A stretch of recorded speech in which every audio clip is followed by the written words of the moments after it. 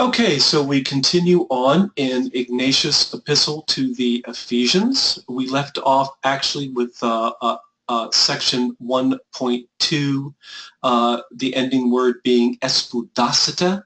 The last time we met, we kind of rushed through that last section. So, Charles, I think you were there. If you had any questions about that, I'll be glad to entertain those questions. Otherwise, we'll pick up with subsection 3 there. Beginning with epe. I don't have any questions. Okay, so let's keep on then.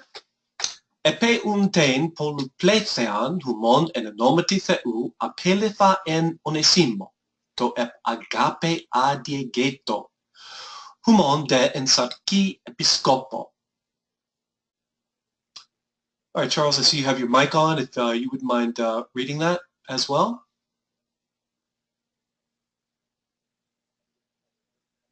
Okay, I'll try. Oh my goodness. All right. Epe, isn't that if then? Well, epe, you'll notice it seems to be a compound element of what looks like epi and a, Uh-huh.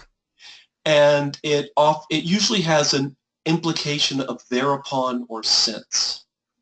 Okay. So something like since, therefore, or maybe consequently then, or no. Well, I'm seeing next to it. That's why I was coming with the then. Then, therefore. I mean, does Yeah, that and make sense? that's exactly what un means, then or therefore. So Okay. since then, all right, and then All right. we have this word tain polupletheon, and looking at polupletheon, how would you sort of break this down here?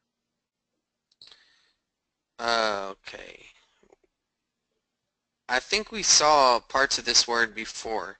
Mm-hmm. Yeah, in the very beginning. So, palu agapeton was the last time we saw that. That was many loves. So this would many play theon. Right. Is that from playrao? It is related to playrao, yes.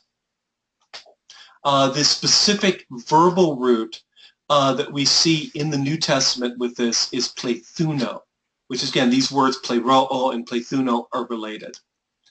And so Okay. it has to do with fullness more than anything else. Okay. So since then, Right. the fullness humon. The fullness of ours, and of course, Humon. oh, yours. Right.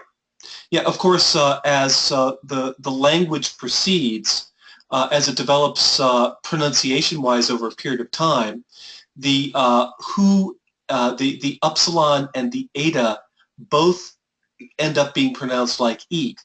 So this word in modern Greek, if you were to hear it in modern Greek, would sound humon and hemon would both sound like emon, right? Mm. And that also is one of the results of that is confusion in the manuscripts, especially for scribes who would be listening to the text read and copying it that way. If they weren't paying too careful attention to the context, or if they didn't know the text that well, they would often write the wrong thing. So it's one of the most common variations in the manuscripts, actually, in the New Testament Right. and in other That situations as well.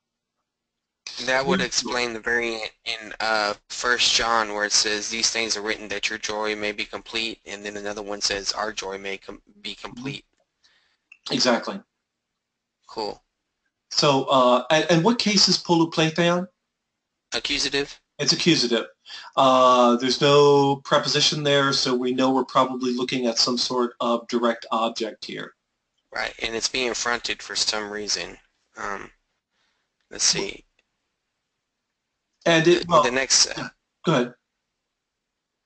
okay, so if then, say that again, it's many, oh, fullness, the fullness. Much fullness, literally. Okay.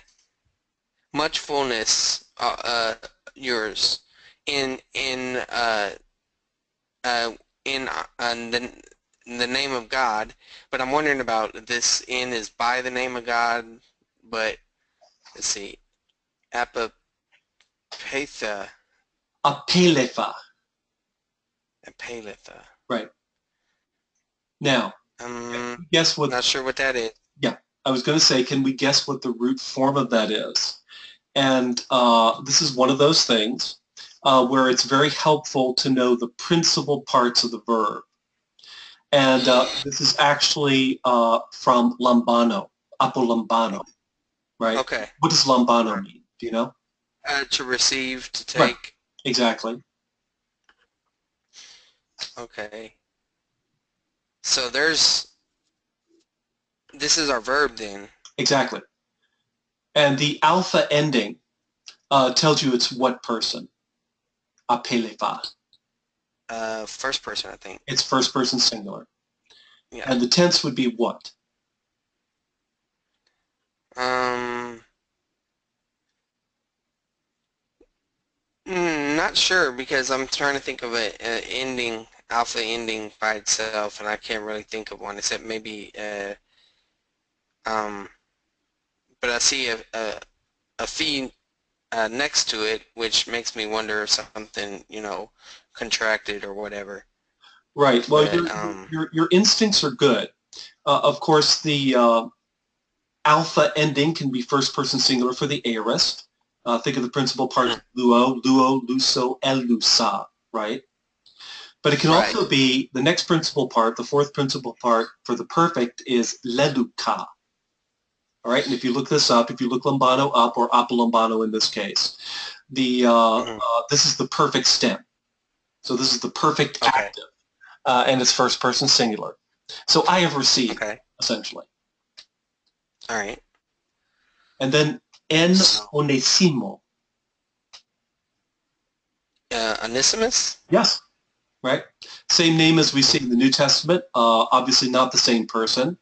This is a good Mm-hmm. 50 or 60 years later. But it was a not uncommon name, particularly in the ancient Near East and surrounding areas. So it was a pretty common name, actually. But of course, to readers of the New Testament, you wonder, is this perhaps a nickname that he was given to relate him to the Onesimus that's mentioned in the New Testament? That has been suggested that was the Mm-hmm. case here, but we really don't know. It could just be his name. So, okay, let's look over this whole clause here to that comma. So, and have a look at it in a little different, a little better English word order. Since therefore I have received your much fullness in the name of God in Onesimus.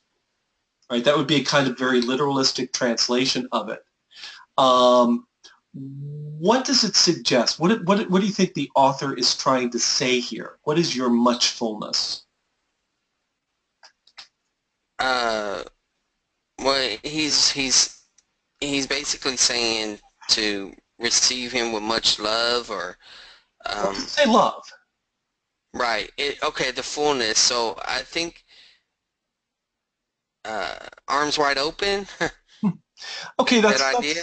that's that's a suggestion. I don't know if anybody's ever advanced that.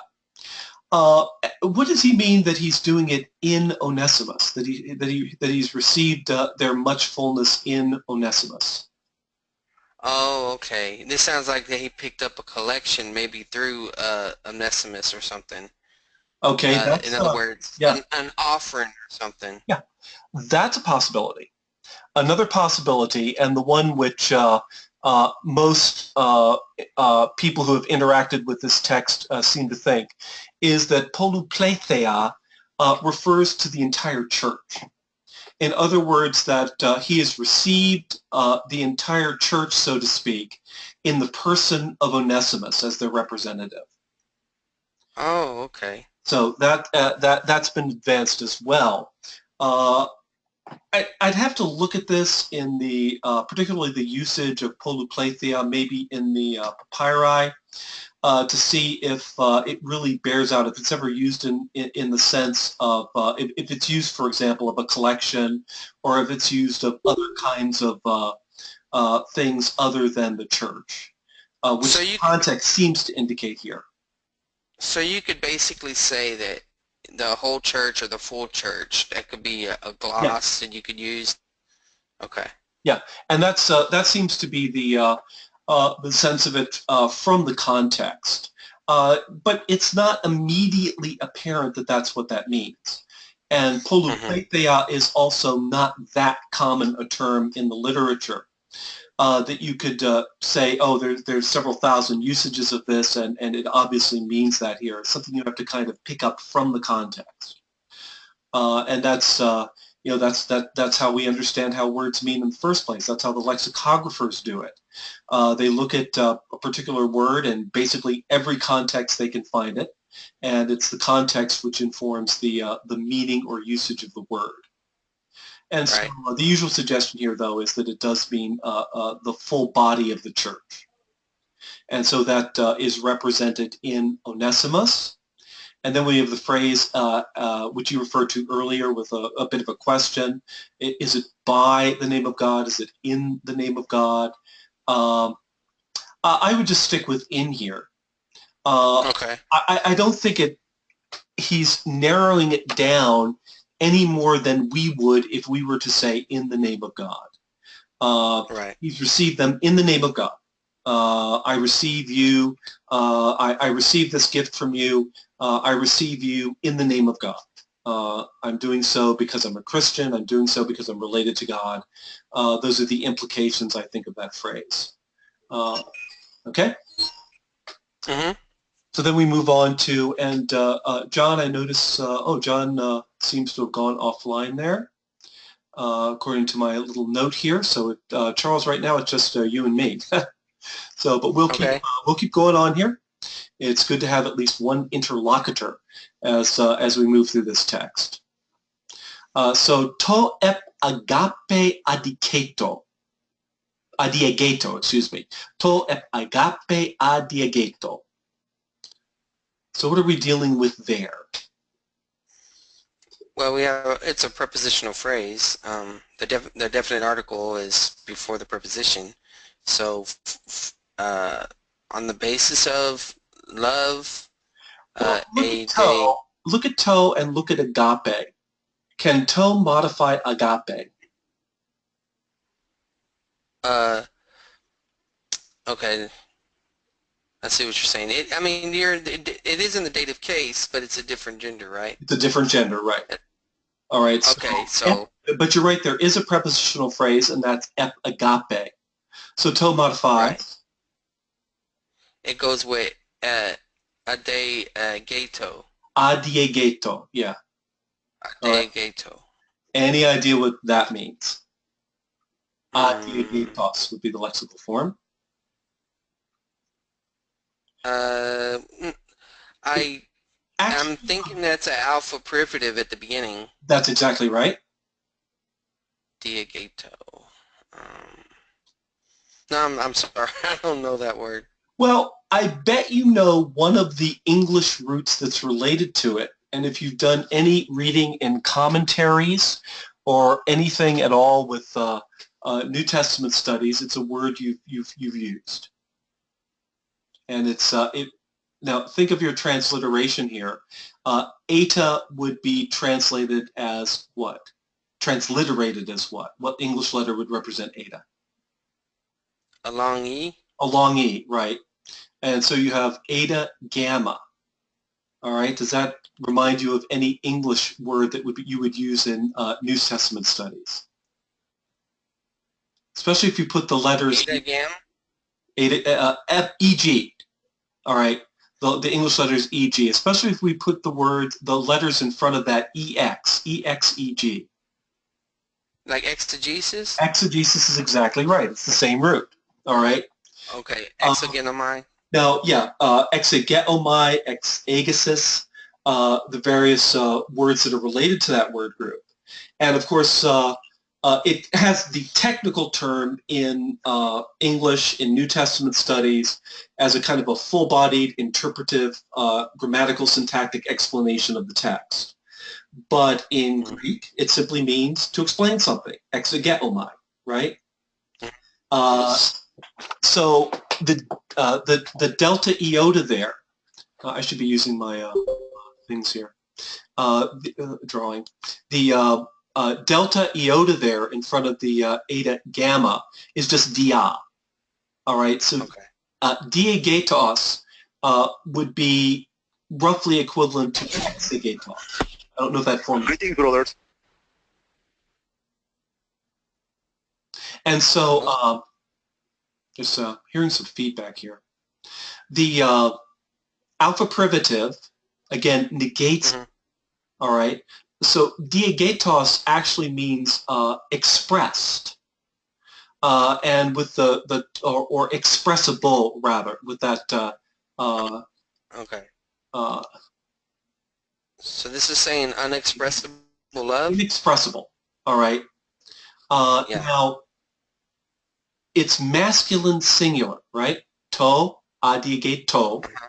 The omega refers to masculine. Technically, could refer to the neuter as well. But the most likely antecedent for that, of course, is going to be, Onesimus. Yeah, Onesimus is correct. Draw a line there so we can see it. Oh, I'm not doing it. Doing something wrong. So it refers to Onesimus. So in Onesimus, inexpressible in love. All right. Now, what does that mean? And it appears to mean something to the effect as a person who is immeasurable in terms of love. In other words, he's absolutely full of love. All right. But literally to in Onesimus, one who is inexpressible in love. He just we can't really just talk about how much love he's got. And this is a bit of hyperbole, of course, but Ignatius is emphasizing what kind of a person this Onesimus is. A man who is characterized by love to the extent where you can't really even express that loving quality of his in terms of words. Okay. And he goes on to further define Onesimus, humonde en sarki episcopo. Yeah, and your bishop, I guess is what it is. Exactly. Or episkopos means overseer, basically. Overseer, various translations that have come down in English. All right, so bishop or your overseer in sarki. In the flesh. Right. Yeah. It's funny, we still use that phrase. Well, in the flesh, when someone appears. Yeah, and one of the reasons we do that is because we read our Bibles and we read other translated sort of literature from ancient times where it was a common expression. And of course that passes down into English as well. So we have this kind of, even without knowing the original languages, we have occasional connections to it because translated literature, especially the Bible, and Homer's Iliad and Odyssey and other great works have passed those metaphors and those ideas down into English as well. The brackets here indicating that Ensarki is technically suspect. It might not originally have been there, and of course then it would just simply be your bishop. Notice that humon is fronted in that phrase, putting the emphasis on that, your bishop. And as a result of that, he doesn't need to put the article with it. Also, we have the article further, which explained to adiegeto. So he feels no need to include the article in front of episcopo. It's obvious what it refers to there. I'd also meant to point out that the phrase epigape is in what position with regard to the article and the substantive here, which it refers to. What do we call that position? A kind of sandwich position there.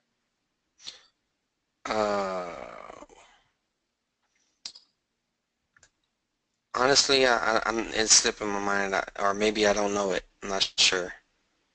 Right. It's the attributive position, right? Okay. Yeah, article. There's the adjective is the love. Is that what you're saying? Well, the prepositional phrase is in Mm-hmm. the attributive position with the adjective, showing Okay. that which of course refers back to Onesimus. That's why I refer to it as substantive. But what it's doing here is showing that the agape is considered an attribute. All right, we got that from the translation, a person inexpressible in love, and Okay. so that's a significant feature here to show that the epigape clearly is to be taken with the to adiegeto and the attributive position. It's an attribute rather than an assertion about Onesimus. So would that be in the manner of love? I don't think I would use the word manner to translate it. No, Okay. it's simply um, and this is I something. was just This thinking is about the something. categories. Yeah, but sometimes, especially the way that authors actually use the language, this is something I've referred to before. We learn kind of these neat categories of the way the language is supposed to work.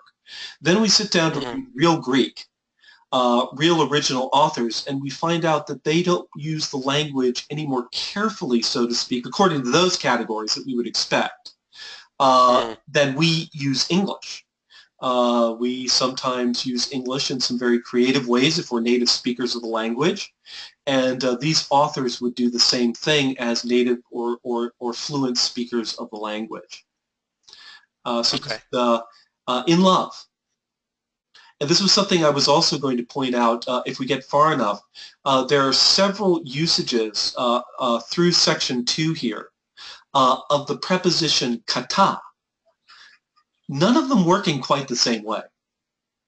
Mm. And so we'll see that as we move along.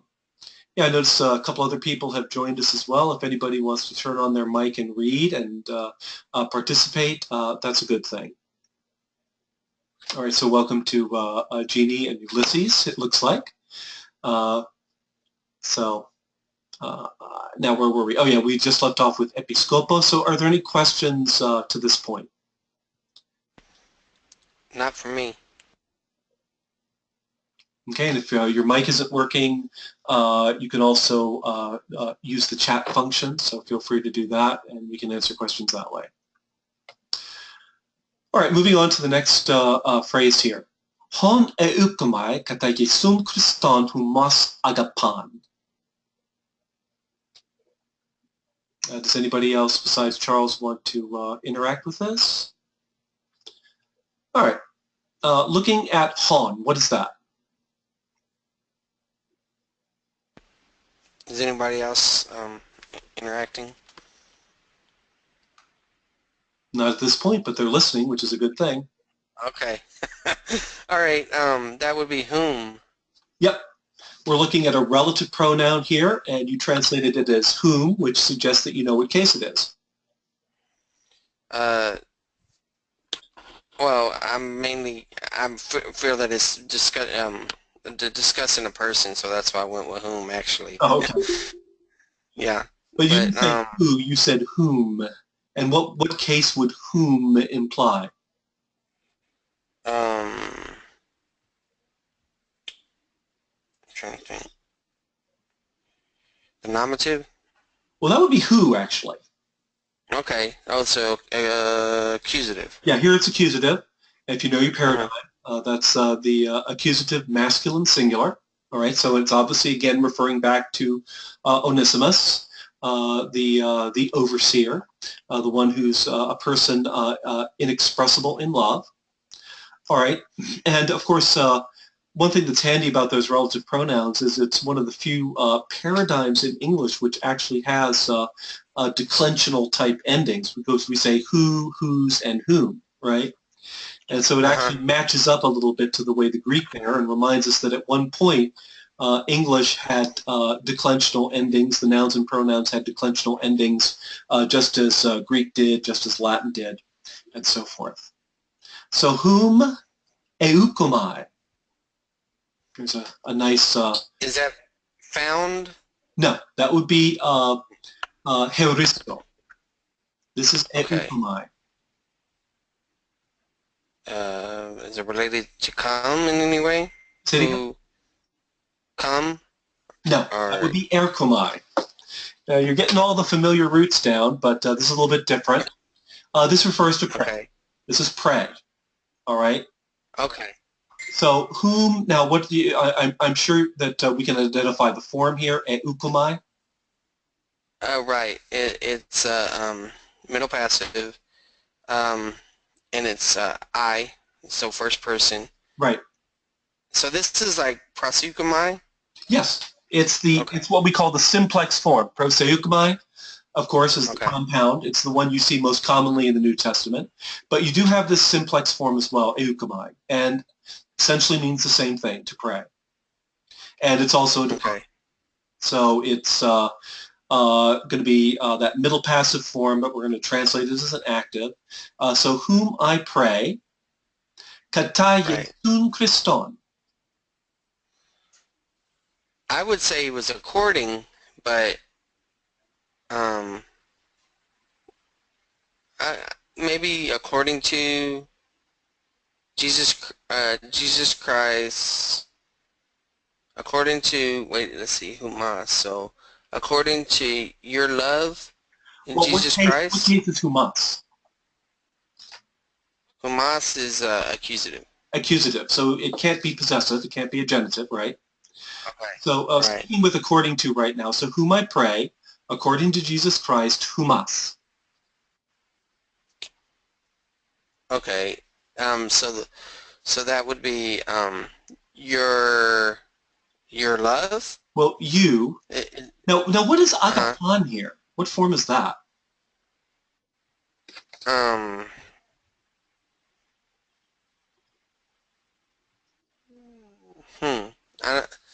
I really don't know.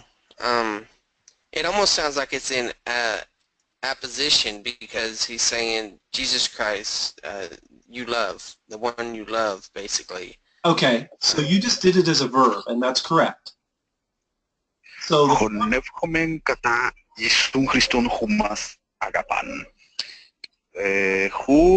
you love, I can't find the word.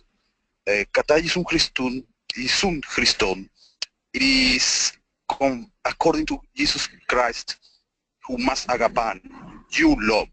Right. The form here is actually the infinitive. Agapao is our verb, is the lexical form if you were to look it up. So it's not the noun form. That would be agapein or something, agape. This is the infinitive. And eukomai, pray. So whom I pray, you love, and I want to discuss kata here because there's a couple possibilities with it, but according to Jesus Christ. And so the infinitive here, we have, remember it was last week, or it could have been the week before, the first time that we discussed this in this webinar, is that there's more than one way to do indirect statement in Greek. The most common way that we see in the New Testament is to use hauti, plus the indicative or the equivalent in a few cases. So the other way, or the other major way that you see, more in classical Greek, but you see it in other contexts as well, is to use the accusative and infinitive.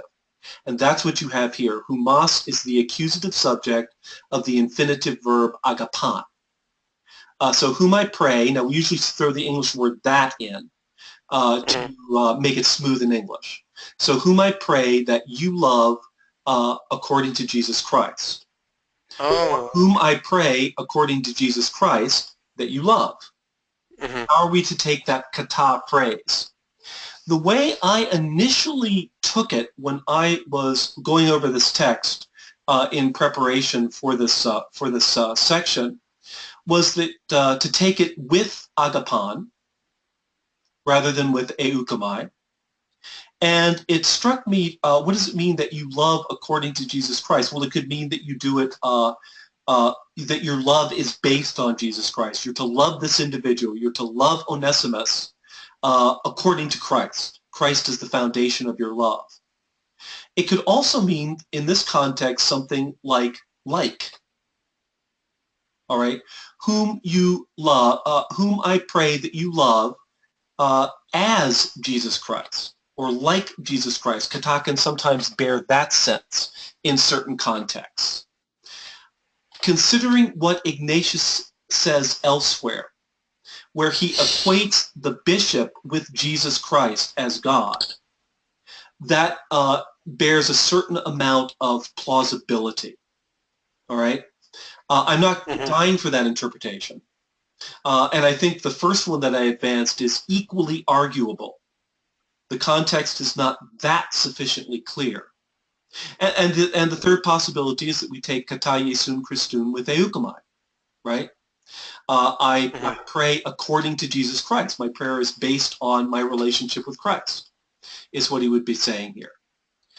So I think all of three of those are arguable interpretations of the text.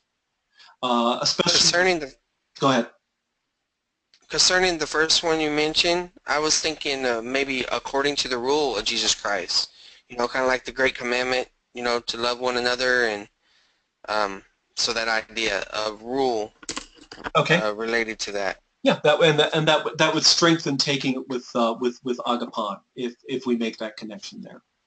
So, again, I'm not saying we have to definitively decide this, but I do want us to see, according to the grammar and syntax of the Greek here, what are the allowable interpretations or possible interpretations for the text. Right, did anybody else have any comments on that?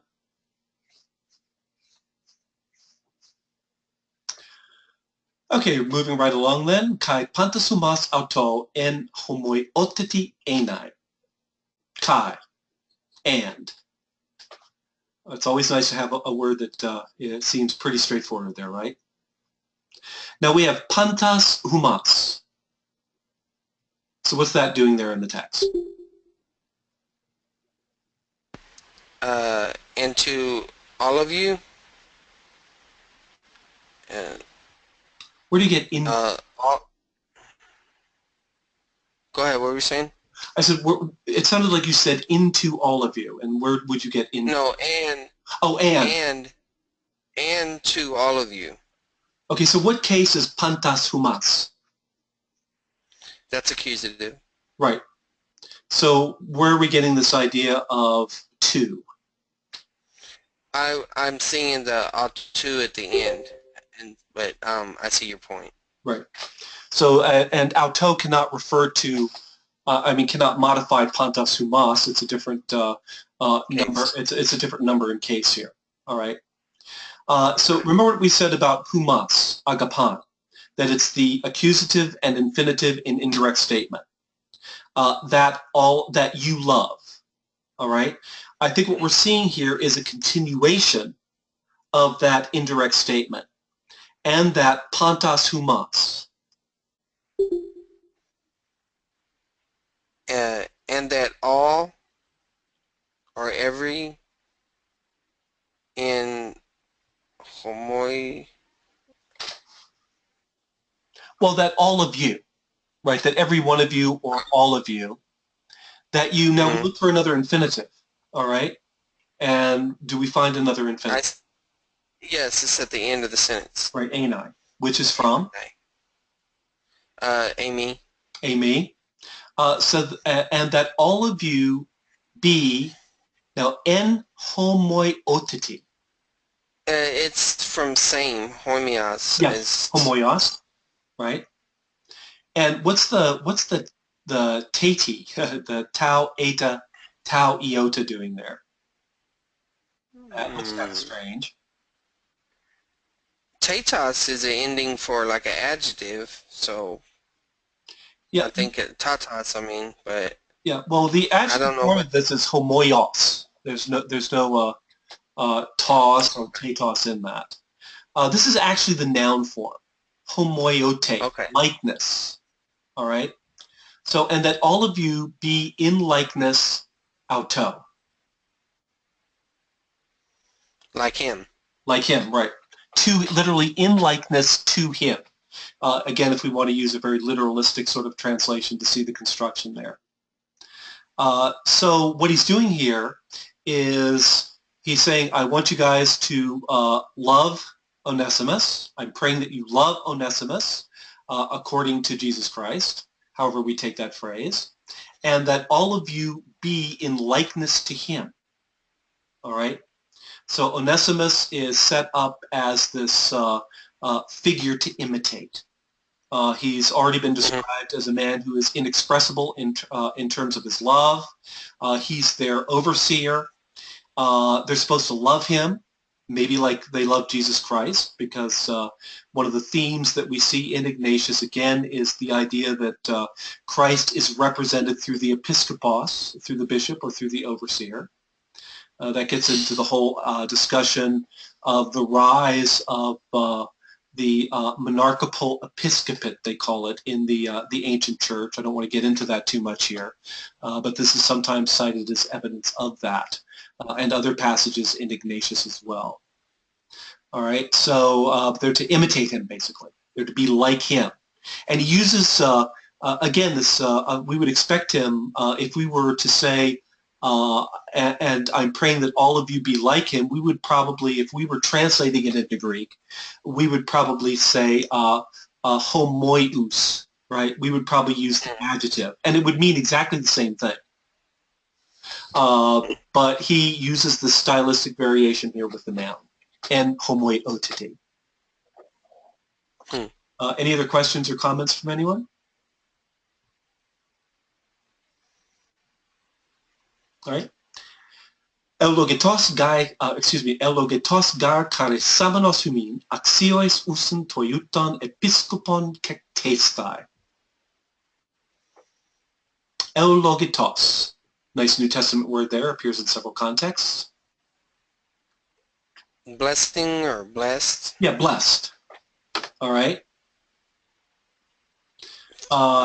So who's going to be blessed here? Notice this, we've got it in the nominative. And this is blessing language, which means that you usually, when you see this word, it should trigger the idea that there's going to be some form of the verb to be.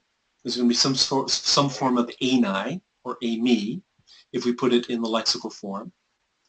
And it's usually understood as an imperative. Let someone be blessed. Okay. Some people argue that in some contexts it's actually understood as an indicative. Here it's almost certainly understood as the third person imperative. So let him be blessed. Or let him be blessed, gar. Let him be blessed, charisamenos. Well, that makes me think this is a aorist participle. It is an aorist participle. You're right on the money. Okay. And charis is grace. Right. So let him be blessed graciously by you all.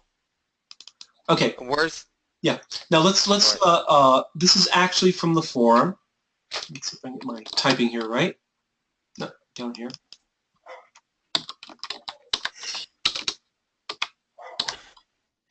Charizo. All right. Now you're right. It's the same root as charis, right, which is grace. Charizo. Now grace is, we have various things that we hear about the word grace in the New Testament, particularly unmerited favor. In the common language, charis often refers to a gift. And in fact, particularly in 2 Corinthians and in a couple of other contexts, Paul uses the word to mean a financial gift, right? So what would charizo, the noun form, mean then? Or the verb form, excuse me, mean then? The gifted one? Well, give, right? Give or grant. Okay. And so it's also here understood as as kind of a true middle form. In other words, we would translate it as an active. So blessed be the one, and I believe actually in this literature it's usually represented as a deponent charizomai. All right. So blessed be the one having granted. Now, having granted, who mean? To you. To you described as axios, from axios, on. Worthy. Worthy. To you, worthy. To you, usin, axios. Being. Being. Right, and often in Greek we see this participle. We see, usin, the participle. I didn't mean it looks like I'm crossing it out there. I'm trying to just highlight it. It's almost superfluous in English. To you being worthy, we would probably use that as kind of a relative phrase in English, to you who are worthy. So blessed be the one having granted to you who are worthy, having granted to you. Now we've got to look for something else here. Let's go to kektesthai. What is that?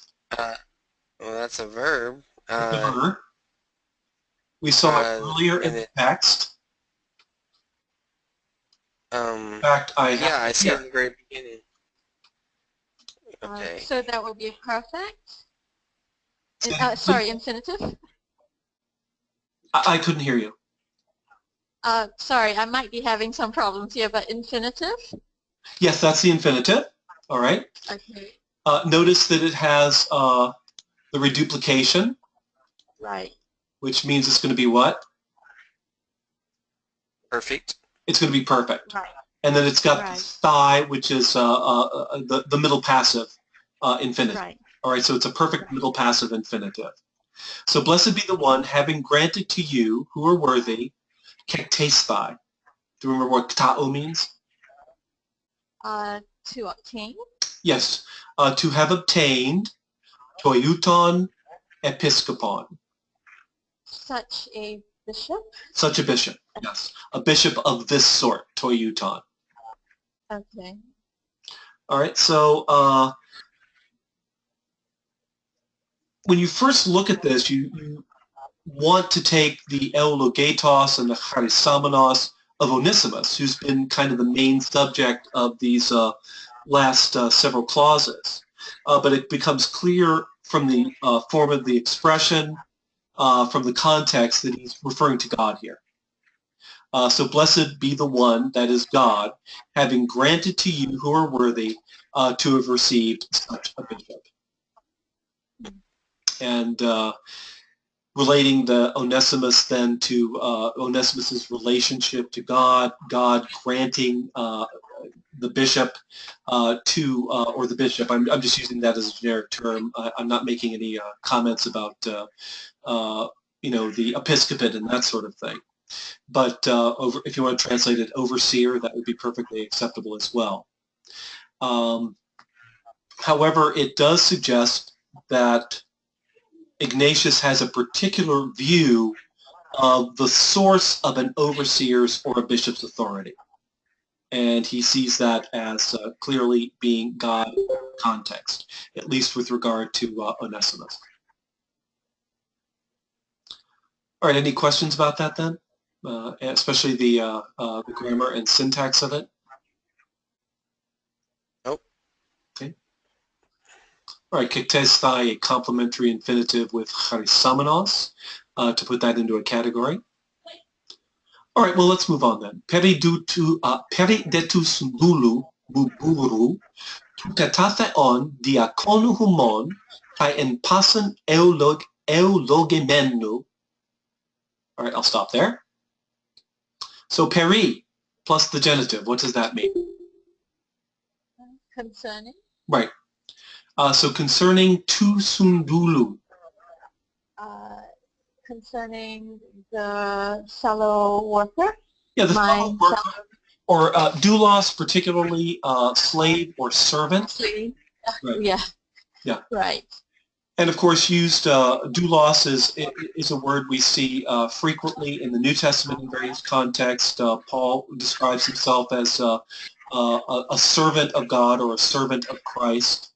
Doulos, of course, implies that you're owned. That's why in many contexts it's usually translated slave.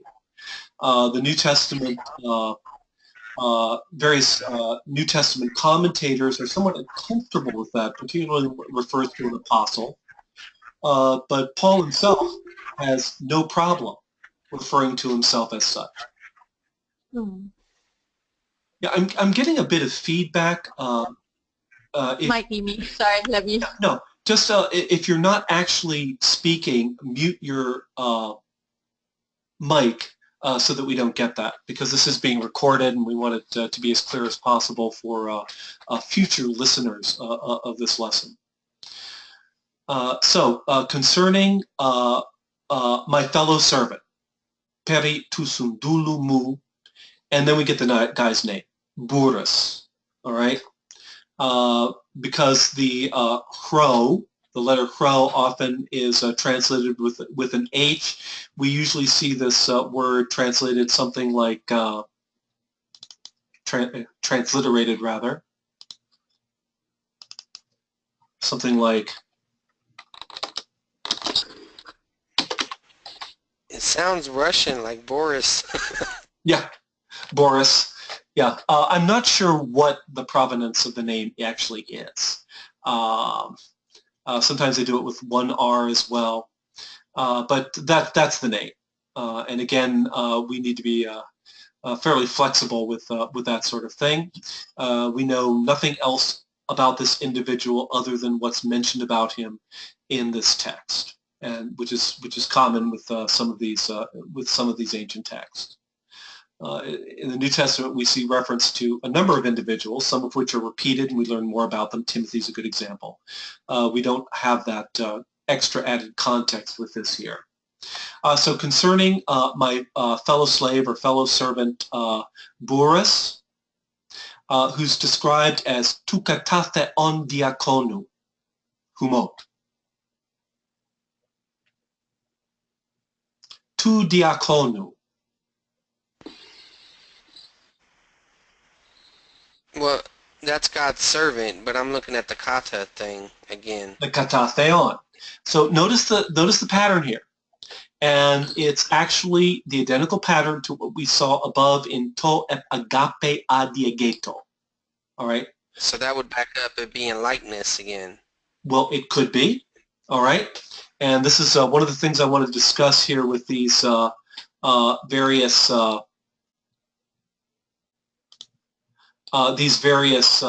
uses of kata. All right? So tu diakonu is describing Burrus as a servant, right? Concerning my fellow servant, Burrus, let's use slave here just to distinguish it from diakonu, right, which means servant as well. Okay, but diakonu, diakonos, excuse me, implies willing service, right? And doulos implies bound service, ownership to a master. And so we have two different usages here, two different words describing in this kind of full-orb sense how Ignatius views Burrus. He's a fellow slave. He's a fellow bondservant, if we want to use that somewhat softened language. But he's also a diakonos, a servant, a willing servant. So Burrus, now the humon here is what? Your. So your servant katatheon. That is like God makes sense here. Does it sound right?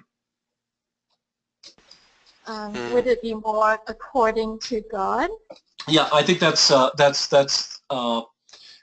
better understanding of it here, and it shows how the context can influence we have the identical word, right? We had the word used above in a context, kata Jesum Christun, which could imply being like Christ, loving him, that is Onesimus, like Christ, but it doesn't seem to be an appropriate translation down here.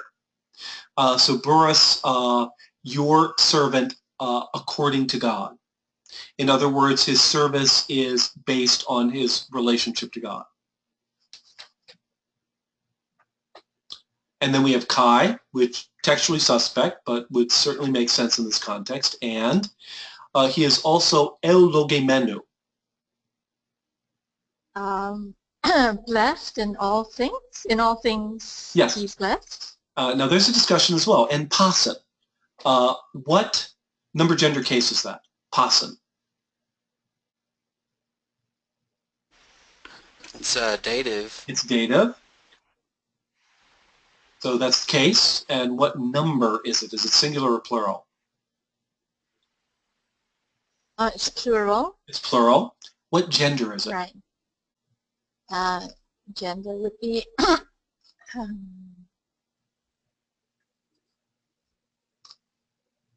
that, my friends, is the $64 question. Is it neuter plural? It's neuter. Okay. Neuter. Why would you say it's neuter? Well, I suppose morphology pasin. I mean. Yeah. Well, the neuter dative plural and the masculine dative plural are homotelutic, right? They're the same ending. I suppose context. Okay. What's particular because in the context to indicate the neuter plural? I would say the N.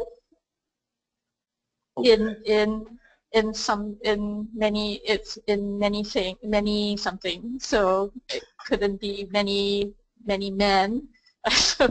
well, that's the thing. Does it mean among all, in the sense of among all people, or does it mean again neuter plural, in all things? And it's hard to say. An argument could be made either way. This is kind of an ambiguity. And the context is not really sufficiently clear to make an absolute determination. So he's blessed. I mean, you could argue, what does it mean to be blessed in everything? All right, it would mean in every endeavor, perhaps, in the circumstances of his life, that sort of thing. But if we take it as people, he's blessed among everybody. You could take it either way in this context. My feeling is that if the author doesn't make an ambiguity specific, it doesn't really matter to him. It could be taken either way. He probably meant it one way or the other, but we really can't narrow it down any more at this point of which it is.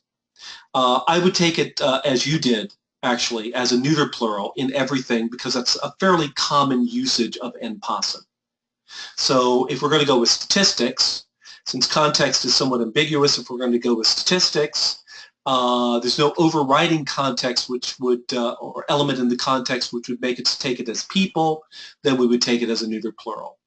So blessed in everything, or blessed in all things, I think is probably the better reading here.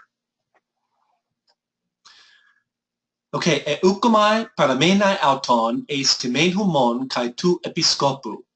Eukomai. We just saw it. What does it mean? I pray. It means pray, but it can also mean I wish, I pray, I desire. Yeah.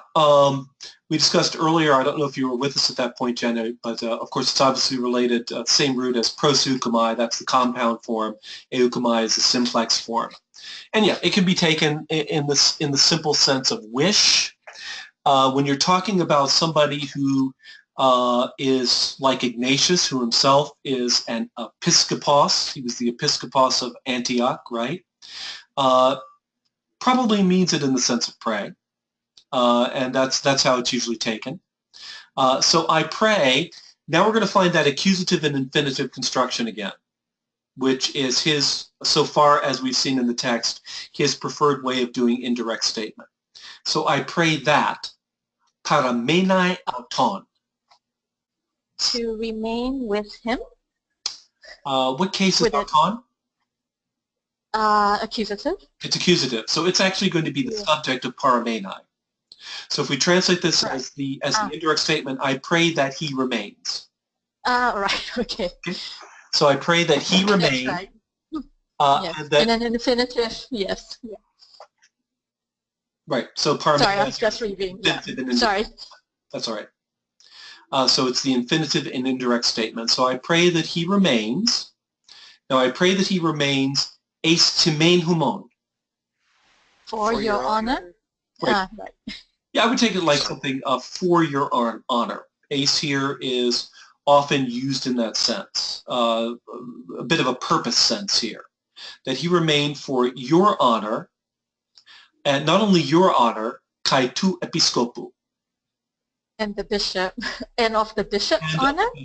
And again, both would be humon and, let's see what we've got here. Both humon,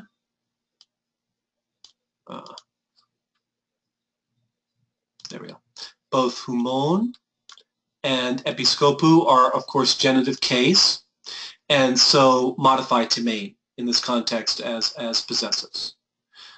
So that he remain both for your honor and that of the bishop, or the overseer, however we're translating that. Remain where?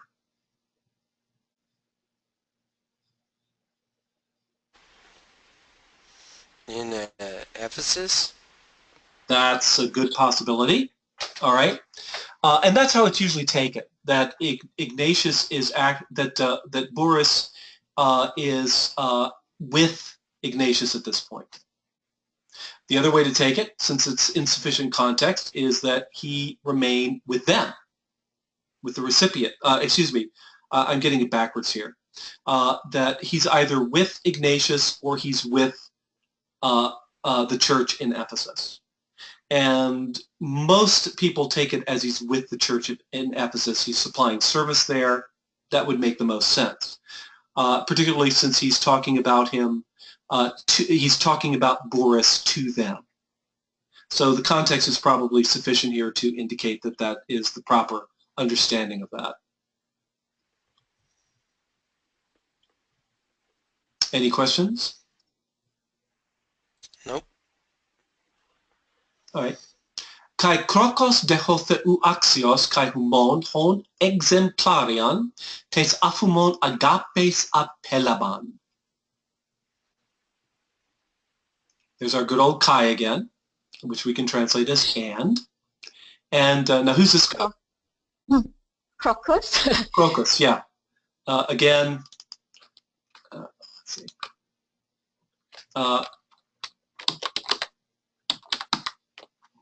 Probably is how the traditional transliteration of that name would look. And again, I did not research what these names were supposed to be, what nationality or what ethnicity they were supposed to be. So, but here it's his name. And Crocus. Now, Crocus is described as ho theu axios.